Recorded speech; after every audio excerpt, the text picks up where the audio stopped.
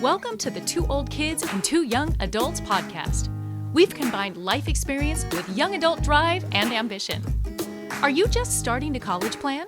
Did you finish your education and wonder, now what? Join us in this lively discussion about the topics you need to know to create the next stage of your life's dreams, careers, finances, education, and more.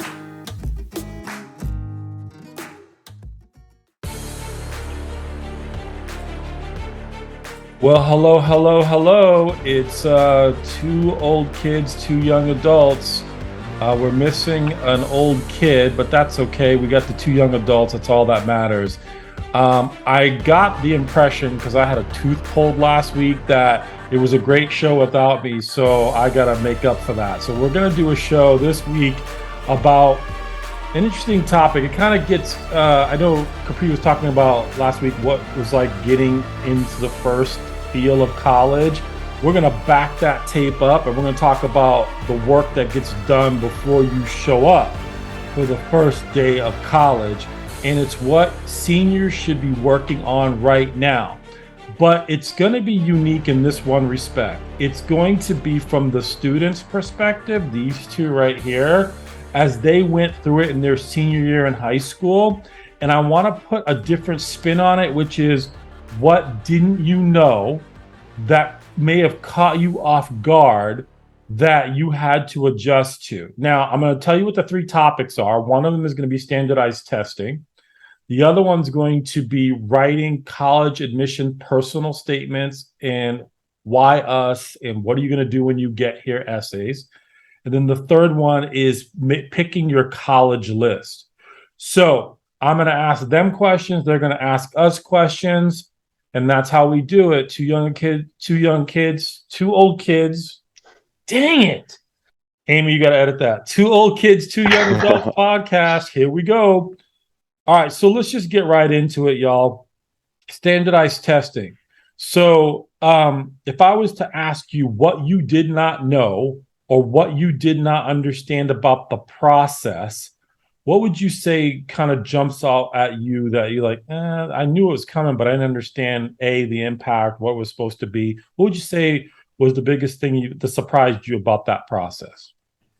I think the biggest thing for me was the amount of prep that was necessary that I probably didn't do for it. I thought it was just going to be, honestly, another test that I could, study for a little bit the night before and then just get a good score on it. But my score jumped pretty significantly after doing someone I tutored with you, Ed, and that was huge for me. And I wish I'd started that much earlier,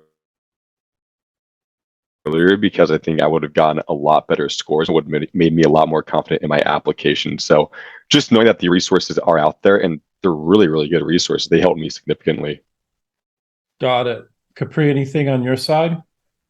I definitely agree with what Alex said. I also was kind of taken aback by how long the entire process was. I was just like, I take it once, I'm done, I'm gonna get a great score, move on with my life, but I first had to decide which test I was taking, which I was like, I'm just gonna take the SAT. I took the PSAT, but I did a diagnostic test and it turned out that the ACT was significantly better suited towards how I take tests. And I think that's kind of something that's important to know beforehand, is how you take tests. The ACT, I'm pretty sure, is a little shorter. And they also had a specific science section, which personally, I really like science. So knowing that I had that advantage was something that made me feel more confident and I think was beneficial in the end. And then also kind of just, I took it twice and I saw so much improvement. And yeah, some of that was because I did extra things. I prepared a little differently. I made sure that I was putting myself in a situation where I could succeed, but also the second time being there, I just felt more confident and I knew how it was going to go. If I'm a person where I don't know how something is going to play out, it makes me really nervous. And I think a lot of those nerves played into the result that I got the first time, which honestly I was a little disappointed in. Yeah, so two interesting points of view. One that actually they're both brilliant in understanding for you folks who are going to go through it. One is the one thing I always say is that getting in the chair and taking the test is the most important thing you can do, because you get a real sense of speed, you get a real sense of tempo, and you get a see the environment you're going to be in. To Alex's point, it's the idea that preparation is the other thing that can get you settled. So you prepare and then you get in the seat, or maybe it's the other way around. You get in the seat, then you prepare to go back in the seat. It's going to do one of two things. One, it's going to cement you so that you're stabilized and you're not emotionally scattered so that you can concentrate on the test and you don't have all these distractions because you've done it before. And you should have a certain level of confidence that comes with being there and also studying and preparing to be there. So Capri talked about taking it a couple times. 2 is usually the minimum. 3 is probably the maximum. You don't want to get stir crazy and go, I'm going to take it like 6 times because they know you're just trying to boost your score. But there is some value into doing the practice stuff offline so that you feel like you've done the best. So I was at Alex and Capri's alma mater, their high school today, and there was a question that popped up about score. And it's like, what's the best score? What's the right score? And the answer to that question sits into what they said they didn't realize they had to do, which is prepare. You can only get the best score that you can get.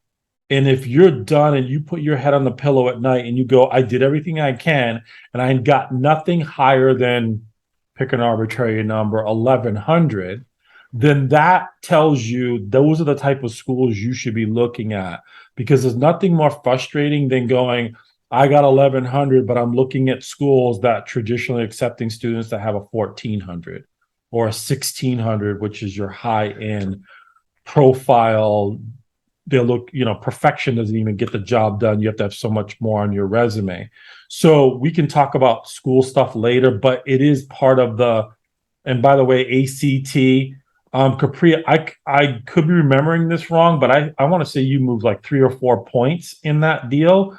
So as soon as you get into the 30s, I think you were 31, 32. Does that sound? Yeah, I think the first time I either got like a 29 or 30, and then the second time I definitely got a 33. So that was what I was expecting to get like the first time, and I was pretty disappointed, but I think a lot of that was my lack of preparedness and lack of knowledge of how the test went. So yeah. So I'm gonna let you guys ask a couple questions from the advisor side of it, but let me just recap a couple things. One, Capri said she took a diagnostic. Everything in her brain told her, I'm going to take an SAT. She did a diagnostic, compared the scores, and realized ACT was a better fit for her. Then she sat in the chair, took the test, probably a little uncomfortable and disappointed by the results, then set out to prepare for it. And when we say prepare, well, I'm not a big fan of big group classes. I want a specialist in that standardized testing field to look at your scores and find out where the greatest improvement can be made and focus on that particular subject matter to help increase. So when I work with our students, we kind of set up with the ideas like, you're going to do about 7 to 9 hours of prep. Let's see what we got, and then we can go up another level and add 7 to 9 hours more. See, most firms go, you need 22, 24 hours. Well, I don't know what you need until we put those benchmarks in place. Once we have them, then we can make an investment in resources and time and energy, which gets back to Alex's point, which is the more time you have, the better prepared you're going to be, and you're not going to be under pressure to perform because you're not ready, or because you got to get this test in as the last one before applications go in. You need the time to really stretch and kind of get a feel for what you have to go through. So if you're thinking about when you should start, I can guarantee you both these young people started before we got here. So while we're recording this, it's September. they started in the beginning of summer. So it gave them a ramp to get ready and prepared. So when the test came online, I don't know the dates off the top of my head, but let's say one is in October, one is in December. They're prepared for that. So usually there's one at the end of the summer, one in the fall, one in the winter. You need all three, you take all three, but at least you built up your readiness and preparedness so that you can perform as well as you can, and you can live with those results because you're not forcing all that in a last minute scenario. So having said that, I know Capri, you said you had a couple questions. Alex, if you got anything related to this topic, fire away. Yeah. So I have one little side note first is that I didn't know that you could do this, but if you plan ahead and you pick a test date, some test dates that you pick, you can pay like an extra fee. I think it was like $15 or something. I don't know. I personally did not end up doing it, but you can actually get your test back from ACT, and like it will specifically tell you what areas and what questions you could improve on the next time. And I think that's like a great tool for people who maybe want to do that, kind of go the extra bit. And then another question I had is, so I went through college apps last year. A lot of things were still optional, or they wouldn't look at the test scores. Does optional really mean optional, or what's kind of the deal on that? Good question. That question came up today too. So optional is yes and no. Let me explain. I don't think of anything that they say is optional. That's their way of saying if you really want to be considered as a candidate here, you better fill in the optional stuff. So here's where it gets interesting. What young people don't realize is that it used to be required everywhere, which means they're in control of the process, and they being colleges and universities. Now that it's optional, you're now in control of the process, meaning that if you don't do well, don't submit the score. Well, how do you know if you should submit it or not? Well, look at statistical data that tells you what scores were submitted for the middle 50% of the freshman class in previous years. So if the middle 50% went from 1,100 to 1,250 and you got a 1,200, that's a pretty reasonable score. You're in the middle. You probably should submit it. If you got 1,000, but it's 1,100 to 1,250, then you probably shouldn't, because you're not really helping yourself. And we'll talk about other ways you can help yourself. So maybe you don't submit it. So again, I hate this expression, but it applies. It depends. It depends on you and your performance. It depends on the institution. So I said this last year, I'll say it again. I never quite understand out here in California, by law, the UCs and the Cal States cannot determine an applicant's readiness based on those scores. It's against the law. It went through the court system. Yet on the UC application, it had a place to put the scores if you felt like it. What's the point? I don't know why it's still there if it's not required, but think about it. If human nature says, if you show me something that you probably shouldn't have shown me, I'm probably going to look at it. So I'm not going to pretend to be an admissions officer, but I'm a human being, which is if I see a score on there that says they got a 1360 or a 1410, I'm going to go, they tried. If I've been doing it the same way the last 15 years, and all of a sudden the last 3, it's no, but we left a place on it, I'm going to look at it. So the point of that is you're in control. You can do whatever you want. But my feeling is if it's optional and those scores help you, put them on the application, because you're only helping yourself. And I will argue that when application percentages go up 18%, 22, 26, 28%, because all these kids realize they don't have to put their scores on there, but you do and you're competitive, you're cutting through all of that and you're positioning yourself to get the one thing you want, which is accepted. So that's my 2 cents on that. Did I answer your question, Capri? Cool. Yeah, very well. Thank you. What other questions or thoughts we have on this subject? I think that really covered it for the most part on my end. All right. So I was going to do essays next, but since standardized test scores and applications kind of go together, let's talk about schools.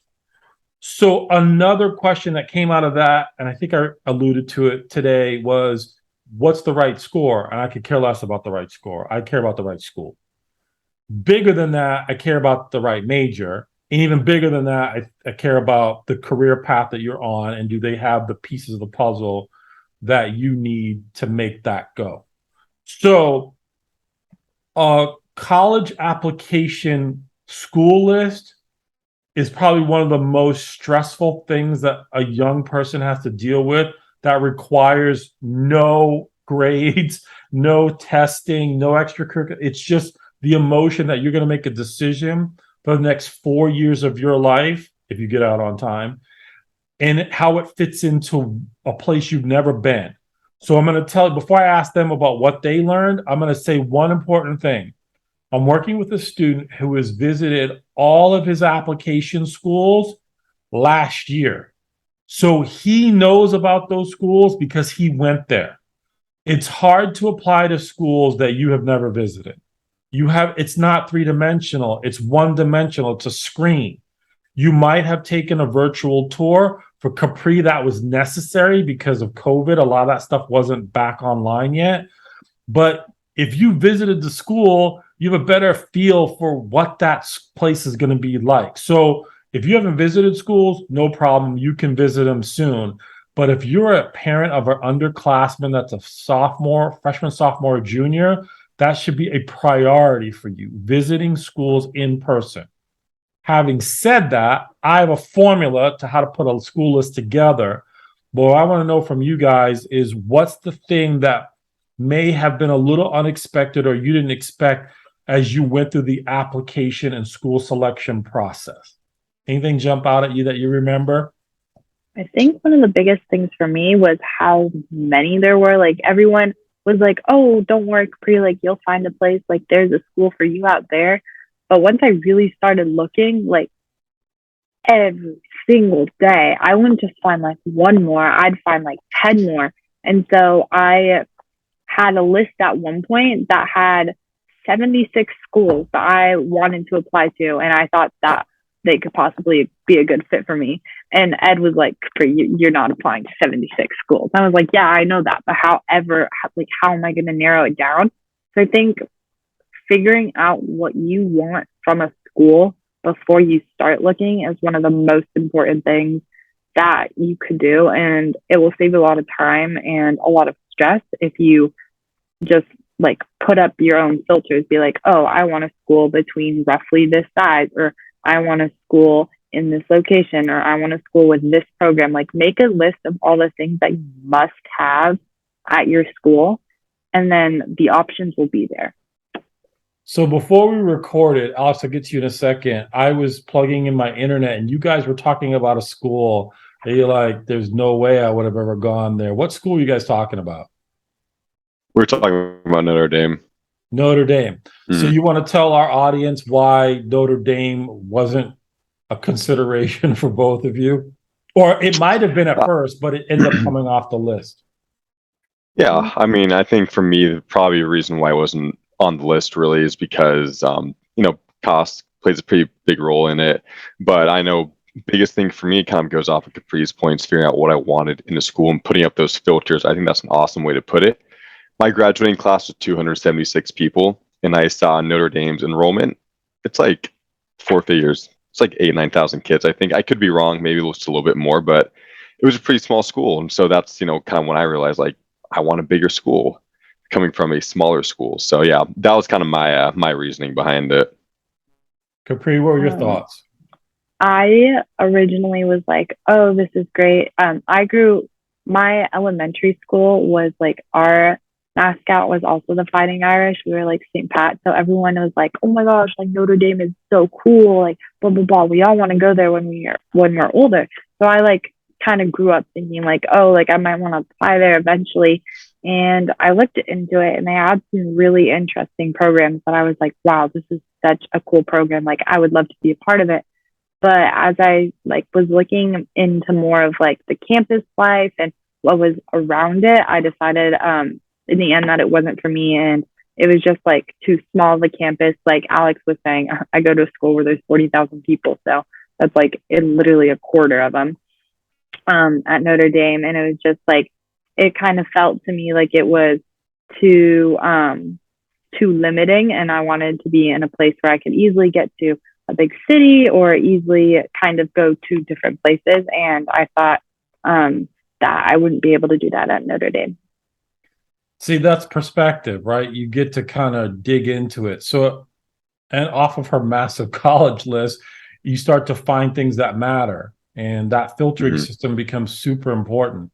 So I'll give you an example. I have a student who's looking at not nearly as obnoxious number as Capri, but 44 schools. And she's like, how do I sift through them? And I was like, well, here's your formula. So if you're taking notes out there, this is what you do. It's a balance formula, which is you have three kind of reach schools. And I would say reach or wild card are synonymous in that, like a school like UCLA, that would be kind of a wild card. You have all the numbers, but there's so many applications that you might just get passed over, even though you're qualified academically and socially to go there. And by social, I mean you've done the leadership, you've done the community outreach, you've done the athletics, you've done everything, and you wrote killer essays. It's a numbers game. Then you're going to have reach schools that are traditionally reach schools, which are your Ivy Leagues, West Coast Ivies like Stanford and Berkeley. I think Santa Cruz hit the list today, y'all. UC Santa Cruz is like one of the top public schools in the nation now. So UCs are making a run. I think it's number one. I'll double check it. I saw UCSD is number one. Cool. UCs are doing their thing. But like back to Stanford, statistically, that's a hard school to crack. Everything has to be lined up almost perfectly. So you can have, I say it's 363, 484. So you can have, let's say you want to apply to 16 schools. That's a decent number. You get into the 5, 10, 5, which is 20 schools, you're pretty much pushing that limit. But so let's go, it's 484. You got 4 schools that are reach or wild card. You should have 4 schools that are safety. So that's your outsides. In the middle, which is I call it a teeter-totter or a seesaw, that middle fulcrum, you like that physics word? Fulcrum in the middle it keeps everything balanced. So you should have 8 of those. So if you got 3, 6, 3, 4, 8, 4, 5, 10, 5, and those are the competitive schools. So the question that we had earlier about, well, what's the right score on an SAT or an ACT? It's the best one you can get.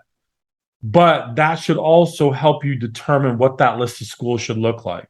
How do you sit in their middle 50? Are you the outside? Are you in the middle? Or you're the outside the other way? Because if your school is, I use the example 1100 to 1250, and you're at 1300, it's pretty safe to assume statistically that's a safety school for you. If you're 1100 to 1250 range and you're at 1050, that probably is a reach school for you based on that one piece of criteria. Anything that falls between that, the 1100 to 1250, the closer you get to 1250, the stronger you should feel about your acceptance possibility. Of course, that takes us back to optional, not required. We already covered that. But if you're looking at those numbers, and to Capri's point, you can sort those lists based on selectivity, either GPA, you can do it by standardized test score, and now you can start to pare it down. So this girl had 44 schools. What's your top 3 reach schools? 1, 2, 3. You can get rid of the rest. There's nothing else to talk about. If that's really where you want to go, if you get accepted, then you can do 3 or 4 of those. Now let's go the other end. What's your safety schools? Well, I like these 3 or 4. Perfect. Get rid of the rest of those. Now we just got to figure out the middle. And that list was fairly large, but we start to narrow that down. Location, size. It could be size of student body. It could also be size of campus.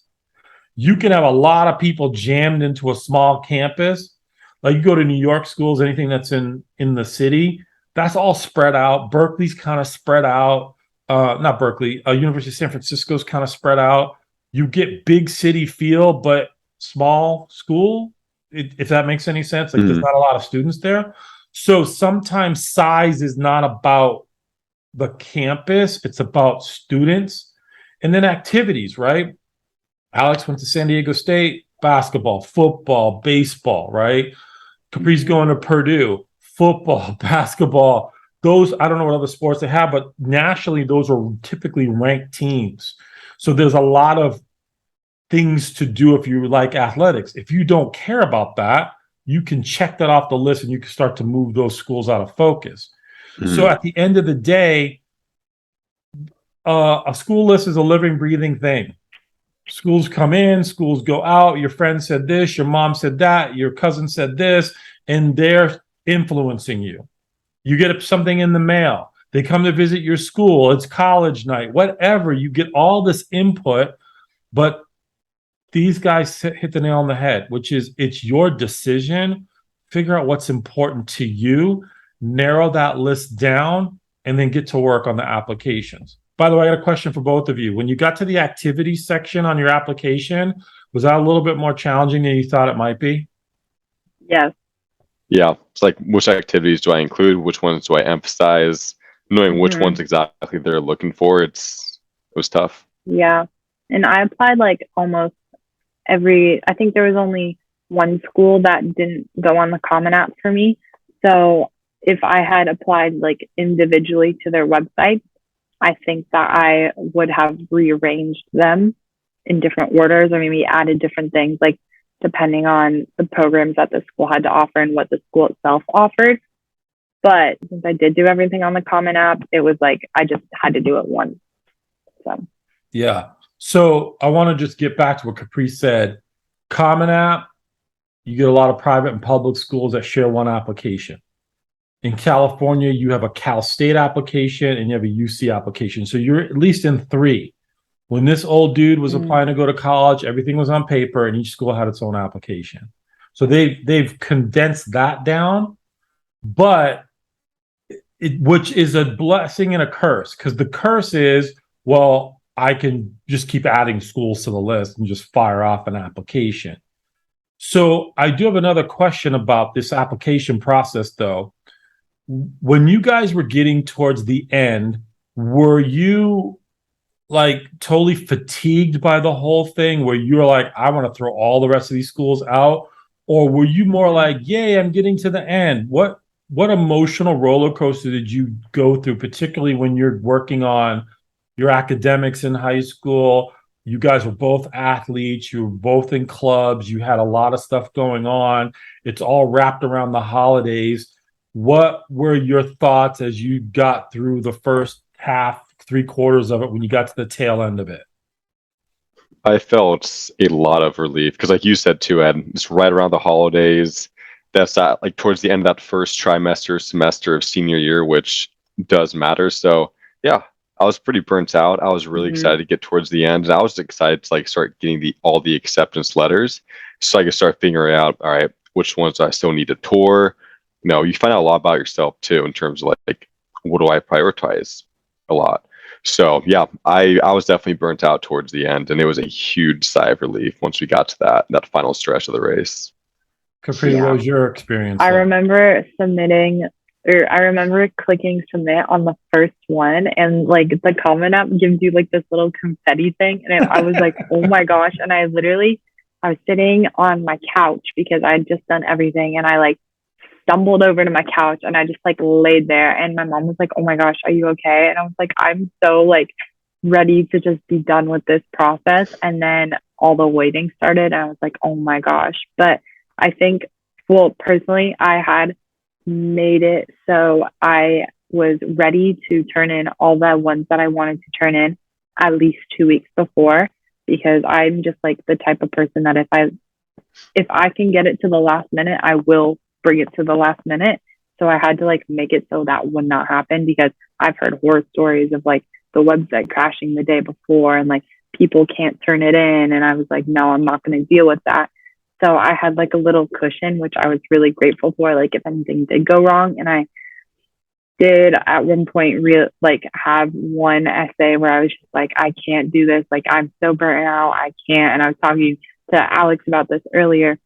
I literally turned it in the night before it was due, and it was due New Year's Day. So it was like 11:30 New Year's Eve, and my family was like, Capri, like, we want to celebrate New Year's. I was like, no, I have to turn it in. And yeah, that was like my moment of weakness. So I think there's a lesson in here. What do you think? What lesson would you guys, or what would you say your advice would be to these young folks who are getting ready to go through this process in terms of marathon versus sprint, and in terms of when they should really start focusing in on putting all this stuff together? Yeah, I mean, I would spread out as much as possible and just realizing you still got school, you have a trimester or semester. That first one, while college applications are happening, school's not going to stop and wait for your college applications. You got to account for that. So the sooner you can get started, the better, especially if you're an athlete who has a fall or winter sport. That's another thing on top of it as well. And then you have to figure out, oh, do I still have to do community service? Do I still need to join clubs? You need to think about all that, because I wish it was just college applications. That would have been awesome. But life goes on, and there's so much that goes on that you have to account for. Sports, school, whatever else, so many other things. So yeah, sooner you get started on it, the better. Yeah. I don't want to panic people by saying this, but also, like, you might want to be a little panicked if this is you. Like, if you haven't seriously been thinking about where you're applying to college, like, it's September, and I know if you want to do like early decision or early applications, like, those are due November 1st. Like, that's 3 months, and you need to be on top of that. And then another just kind of piece of advice is use your friends and like your support system a lot. I know once I had a good idea of where I was applying to, my friends and I, once a week, we'd go to a coffee shop and we just work for 2 hours. And it was really nice because a lot of them would have the same questions that I was having, but it was okay because we were 5 people. So someone always knew the answer of like, oh, like, I'm lost on the Common App. What do I put here? And so we could help each other out. And I think that is a really good tool that isn't talked about enough. Yeah, exactly. Going through it alone stinks. That's the loneliest thing you have to go through.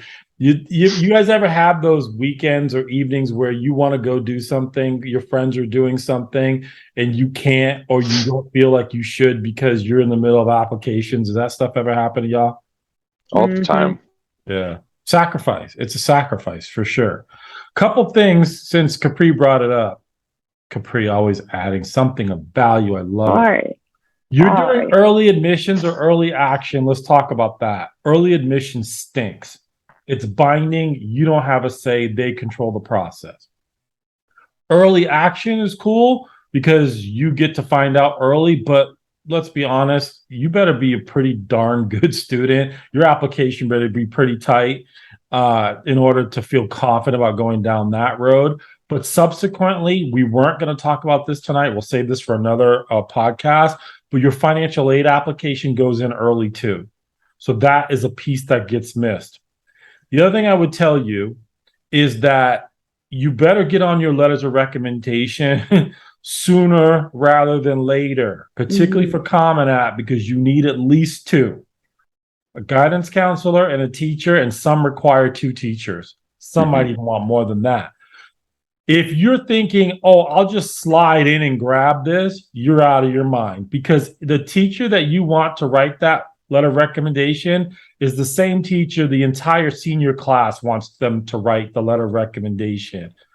She gonna get burned out. Get in line early. And by early, I mean you should have already asked. The other thing that gets missed, and I want to get feedback from y'all on this, is that nobody seems to prepare their brag sheet so that they can fill out their application on their activities. Hours per week, weeks per year. They want to know how much time you've invested. And I've got more students that have no idea what I'm talking about. So a brag sheet is like a high school resume. It lists everything you've accomplished, everything you've achieved, the amount of time you put into community service, leadership, extracurricular activities, heck, even work. Alex reminded me when he said, yeah, you've got to fill in, what do I put, what I don't put. You should have that already written. You should already know how many hours. You should already know the descriptions. And by the way, Common App descriptions are different than the UC descriptions. They want them differently. So that is another time suck. If you do not have that ready, you're going to log out, do a section, log in, log out, log in. That drives me absolutely nuts. Have it all ready to go. Put in as much information as you can with the application. Write down what stuff you need and what questions and sections, because you're never going to find it again on your own. And then get those answers, go in, and be done with it. Mm-hmm. Do not mess around. That application seems simple, and they'll tell you, oh, it's a half an hour to an hour and a half. Yeah, right. If you're prepared. If you're not, you're in trouble. All right, so let's go on to the next subject. Third thing they should be thinking about working on, personal statements. The one thing that I'll ask you, what's the biggest surprise or thing you didn't expect when it came to personal statements? I have to think about that one. It's been a while for me. Yeah, it's been a bit. Capri, any surprises when you went through that?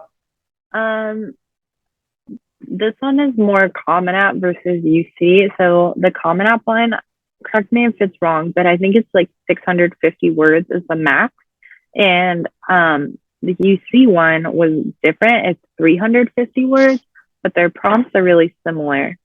So it's like, theoretically, if you wanted to reuse an essay from like even just like the Common App, all the schools on the Common App for the most part have their own, what's the word? Subsequential essays? Yes, we call them supplemental. Supplemental, there we go. Sorry, I cannot think of that word.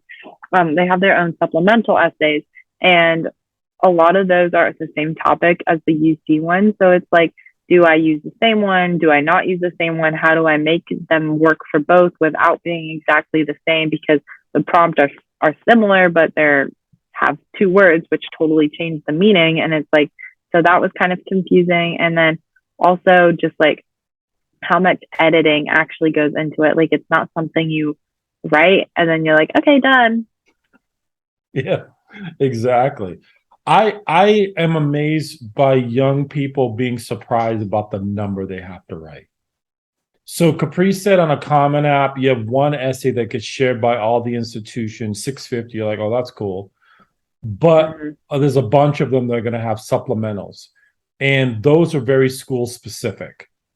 So they're going to ask you, why did you pick the institution, which is why you do all that work to figure out the list in the first place and why you visit it and what majors they have, because they want to know whether or not you're looking at them seriously.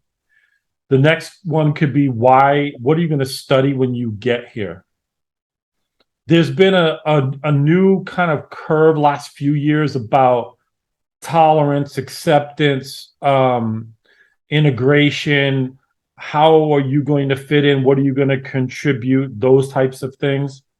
There might be a question if it's a faith-based school about how do you feel about a certain subject that's faith-based. But what happens is when we get to that portion, which sometimes back to application fatigue starts to settle in, and you go, okay, Capri's like, well, maybe I can use some of this over here. And you can in some cases. But those why us, and by the way, I think Dr. Gudis is going to join us next week and talk about that subject. How lovely. The why us thing is a trap. They want to know, are you like on the first page of our website or the 28th page of our website? Mm-hmm. Do you understand the culture that we have here and how are you going to contribute to that? And that takes time. So I'm going to give you guys a rough sketch. There's exceptions to everything. Capri talked about edits. You should be thinking about a week to a week and a half per essay. And that's if you have a nice, rigid, tight schedule. When we were doing it, we could usually turn one over. If the student is really focused and doing what they're supposed to be doing, they come in with a rough draft. They do edits over the course of a week. We get back together a week later. We fine-tune, retire it. Here's the problem. Most students don't know if they're a strong writer or a decent writer or a weak writer until they're in it. And if you're not a strong writer, meaning you're not good at expressing things concisely, answering the prompt, being deliberate in what you're talking about, bringing emotional content to it in addition to the facts, that's going to take longer. So back to Capri and Alex, both of them start at the beginning of summer. If we're in September and Capri said 77, 70 school, you're never going to get done. And that's usually how you fit out a list. I got 8 of them due this week. I can't do them all.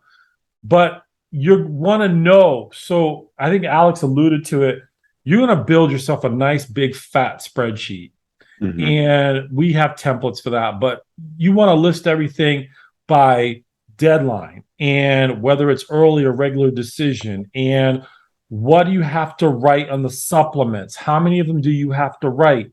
USC has like 8 to 12 questions, like 3 words to describe yourself. What's your favorite meal? I had one, I think it's Stanford, that says, write an essay to your new roommate. So you got to figure out what you want to say to this person. If you applied to one of their schools, like USC has different schools inside their university, those may require essays. I was told there's a video essay on there now where it's kind of like Wheel of Fortune. You spin the wheel, it stops. You don't like that one, you get to spin it 2 more times. You pick the second one. If not, it's going to be the third one.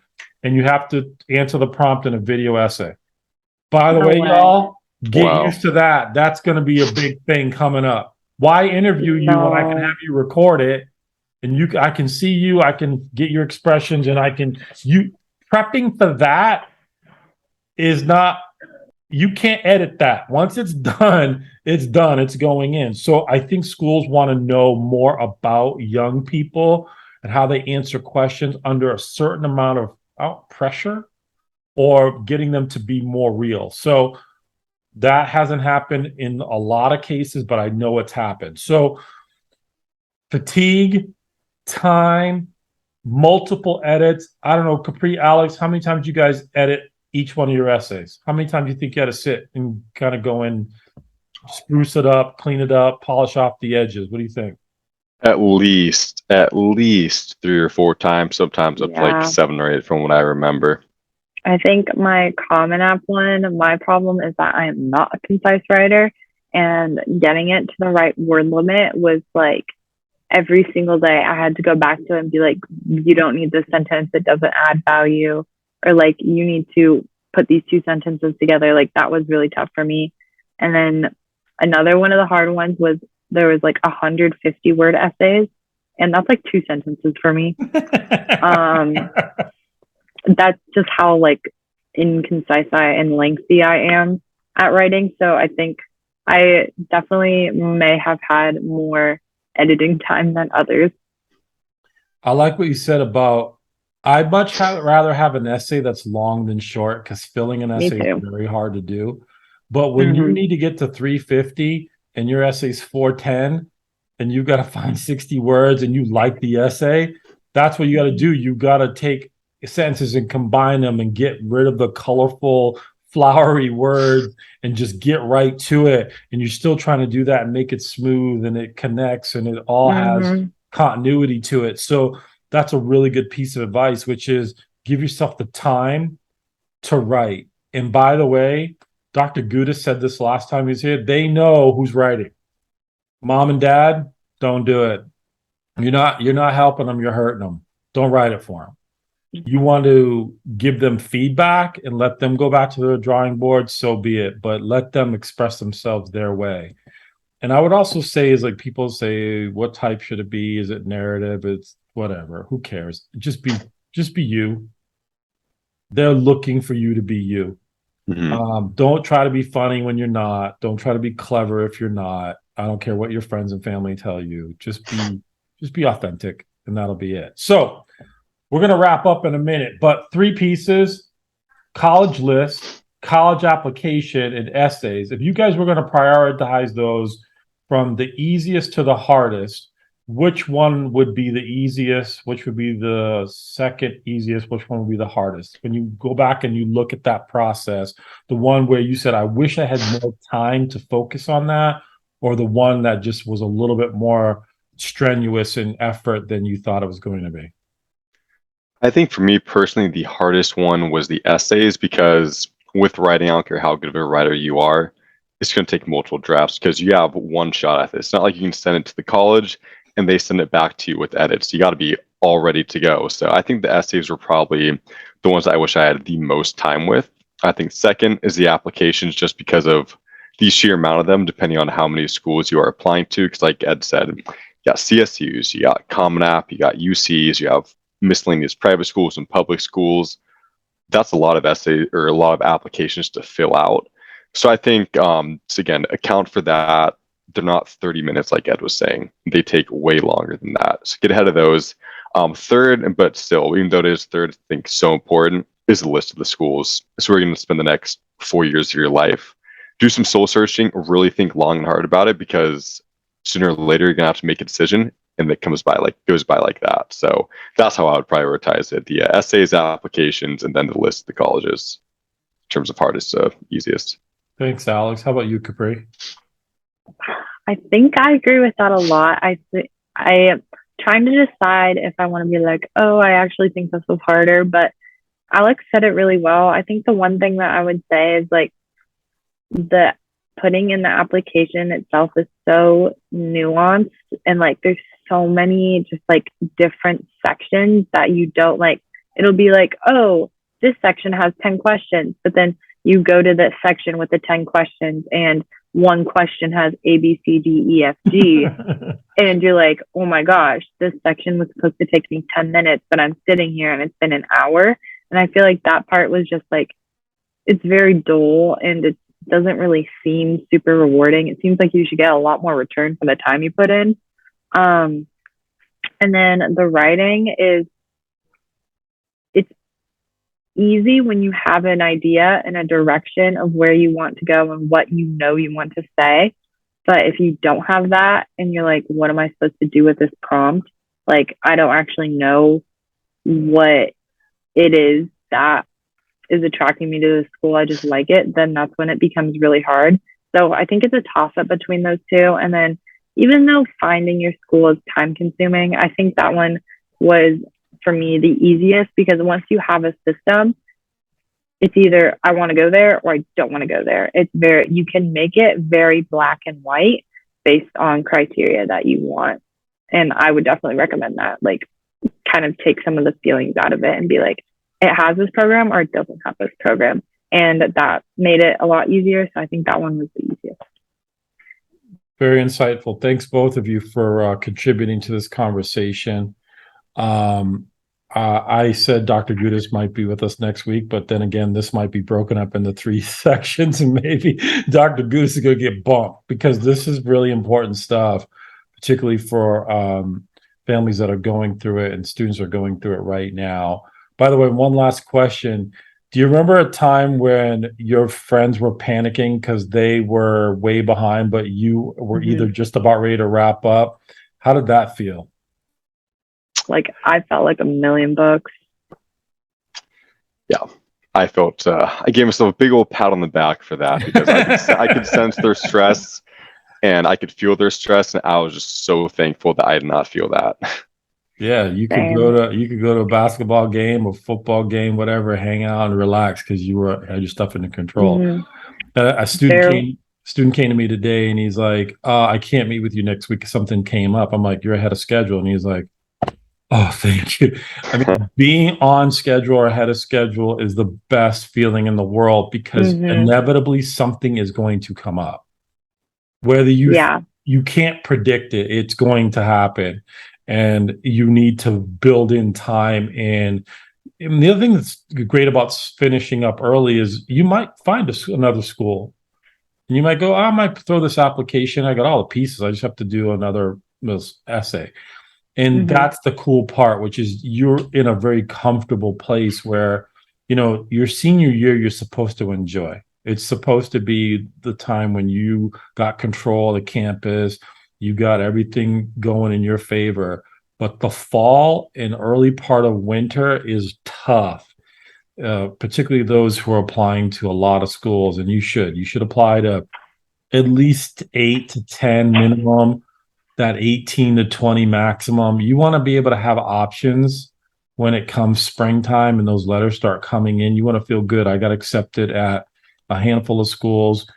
I'm going to pick the one that I think is best for me. The worst feeling in the world is I got waitlisted at 2 and completely denied another. And this last application is do or die for me. That's not the place you want to be.